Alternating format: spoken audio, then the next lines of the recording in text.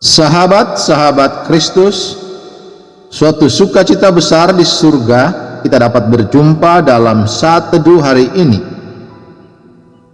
Bagian Alkitab yang menjadi bacaan kita adalah dari kitab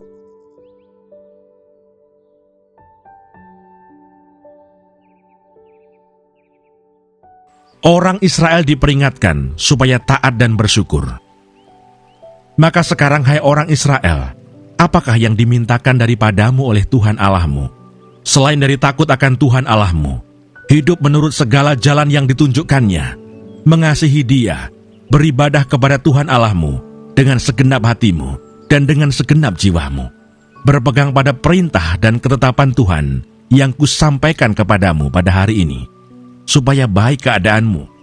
Sesungguhnya, Tuhan Allahmu lah yang empunya langit, bahkan langit, yang mengatasi segala langit dan bumi dengan segala isinya. Tetapi hanya oleh nenek moyangmu lah hati Tuhan terpikat, sehingga Ia mengasihi mereka, dan keturunan mereka lah, yakni kamu, yang dipilihnya dari segala bangsa, seperti sekarang ini. Sebab itu sunatlah hatimu, dan janganlah lagi kamu tegar tengkuk, sebab Tuhan Allahmu lah Allah segala Allah, dan Tuhan segala Tuhan, Allah yang besar, kuat dan dahsyat, yang tidak memandang bulu ataupun menerima suap, yang membela hak anak yatim dan janda, dan menunjukkan kasih-Nya kepada orang asing, dengan memberikan kepadanya makanan dan pakaian. Sebab itu haruslah kamu menunjukkan kasih-Mu kepada orang asing, sebab kamu pun dahulu adalah orang asing di tanah Mesir. Engkau harus takut akan Tuhan Allahmu. Kepadanya haruslah engkau beribadah dan berpaut, dan demi namanya haruslah engkau bersumpah. Dialah pokok puji-pujianmu, dan Dialah Allahmu, yang telah melakukan di antaramu perbuatan-perbuatan yang besar dan dahsyat, yang telah kau lihat dengan matamu sendiri. Dengan 70 orang nenek moyangmu pergi ke Mesir, tetapi sekarang ini Tuhan Allahmu telah membuat engkau banyak seperti bintang-bintang di langit. Sahabat-sahabat Kristus, ayat hafalan yang akan menjadi perenungan khusus kita hari ini terambil dari Kitab Ulangan pasal 10 ayat 16 yang berbunyi, "Sebab itu sunatlah hatimu dan janganlah kamu tegar tengkuk." Sahabat-sahabat Kristus, mari kita merenungkan bagian teks ini di bawah tema sunat hati. Sahabat-sahabat Kristus, sunat atau pemotongan kulit katan pada lelaki biasanya diidentikan dengan bangsa Yahudi atau umat Muslim.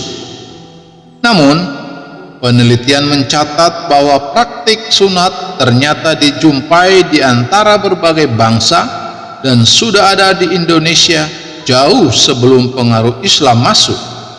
Dalam budaya Jawa, ritual sunat dihayati sebagai upaya untuk memurnikan diri dan menghilangkan sukerto, yaitu hambatan, kotoran, atau kesialan manusia yang dibawa sejak lahir. Memang dari aspek medis, kulit katan bisa menjadi tempat persembunyian kotoran, sehingga ketika dihilangkan, sejumlah risiko penyakit bisa dihindari. Sahabat-sahabat Kristus, di Alkitab, sunat pertama kali disebutkan sebagai tanda perjanjian Tuhan dengan Abraham. Kejadian pasal 17. Tak heran, sunat lahiriah ini seringkali dibanggakan orang Yahudi untuk menunjukkan status mereka sebagai umat pilihan Allah. Ini berarti menyingkirkan kulit katan hati. Yeremia pasal 4 ayat 4. Atau hal-hal yang membuat seseorang tidak hidup takut akan Tuhan, tidak hidup mengasihi Dia dan beribadah kepadanya. Ayat 12-13. Sunat hati berarti mengakui dan menaati Tuhan, menyatakan betapa Tuhan itu kuat dan dahsyat, adil dan kasih, layak disembah oleh semua orang. Ayat 17-19.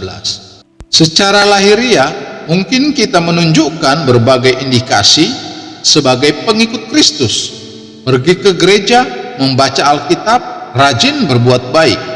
Namun, jika hati kita masih menikmati dosa, diliputi ketakutan, kebimbangan, egoisme, kepentingan diri sendiri, kita harus meminta Roh Kudus menyelidiki hati kita.